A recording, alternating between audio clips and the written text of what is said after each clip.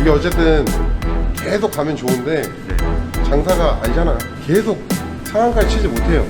올라가다 또 한 번 정체됐다가 또 올라가고 눌림목이라는 게 또 존재한단 말이야. 지금 메뉴도 되게 많아 사실. 이 정도면 메뉴 진짜 괜찮은 거거든. 근데 20대가 먹을 게 없어. 20대나 30대까지도 솔직히 애매해. 어르신들만 와서는 계속 유지할 수가 없어요. 20, 30대들이 와서 진짜 편하게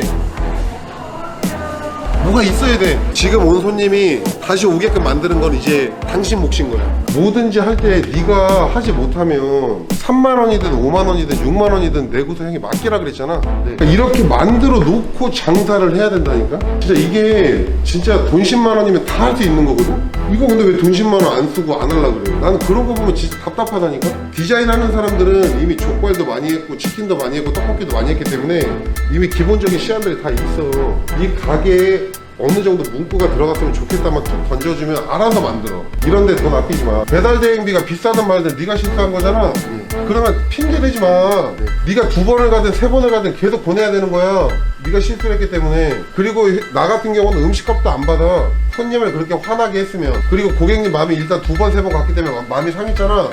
그러면 죄송한데 제가 취소 처리는 도와드릴 테니까 음식은 그냥 드시고 다음번에 꼭 주문해 주시면 제가 만족을 해드리겠습니다. 이게 어려워? 너는 그 손님은 이제 영영 너한테 먹지 않을 거야. 너 고객 한 명 잡기 위해서 우리가 광고비를 얼마를 써야 되는지 알아? 대행분이 실수한 것도 네가 실수한 거랑 마찬가지야. 맞습니다. 네가 확실하게 뭔가를 했으면 실수 안 하셨겠지. 모든 책임은 다 너야.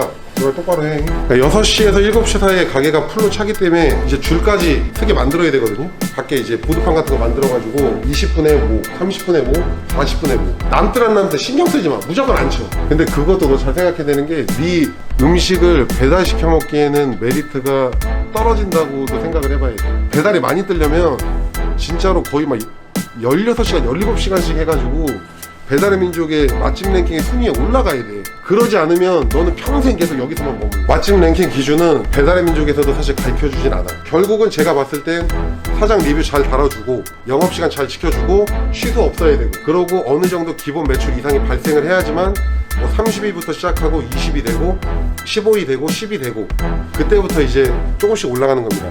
그리고 전달보다 매출이 계속 상승을 해야지만 순위가 올라가요. 아니 유튜브가 봐봐, 생각을 해봐. 네가 가게 짓는 목적이 뭐야? 뭔가가 새로 바뀌었을 때 손님들한테 보여주려고 하는 거잖아. 그게 인스타가 빠르다니까? 인스타가 진짜 바로바로 피드백이 온단 말이야. 네가 인스타 같은 걸로 오늘 맥주 2잔 사장이 쏘겠습니다 이런 거 바로 올리잖아? 바로 피드백이 와. 오늘 갈게요 이런 게 된단 말이야.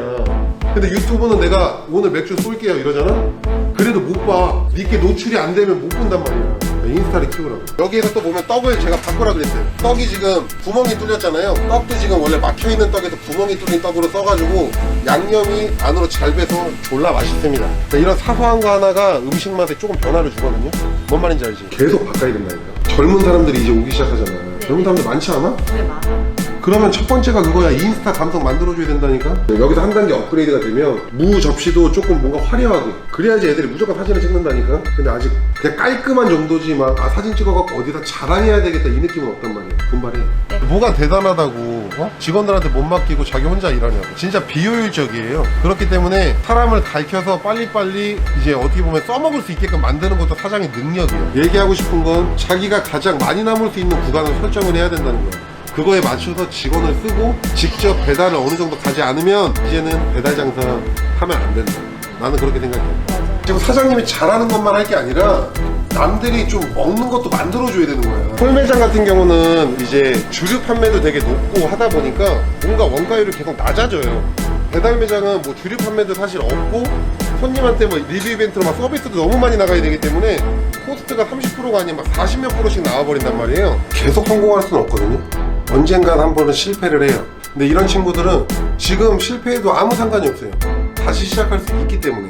실패를 한 번도 안 해본 사람이 가장 큰 실패를 한 사람이다, 이런 말이 있잖아요. 실패를 통해서 얻는 것, 깨닫는 것들이 너무나 많기 때문에 실패는 나쁜 게 아니라고 생각해요. 대신에 실패를 여러 번 하게 되면 그 미친놈인 거고요. 이런 경험을 토대로 좀 더 발전할 수 있는 네가 됐으면 좋겠다. 친구뿐만이 아니에요. 사람들은 매장을 하나 해가지고 자기가 돈을 좀 벌잖아요.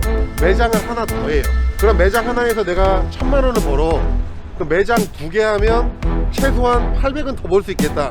매장 2개 하면 난 1,800만 원을 벌 수 있겠지 라는 생각으로 매장을 해요. 그러다가 쫙되는 거예요. 매장 2개 관리하는 게 형님들 쉬운 게 아니에요. 장사가 잘 되면 그냥 눈깔이 돌아요.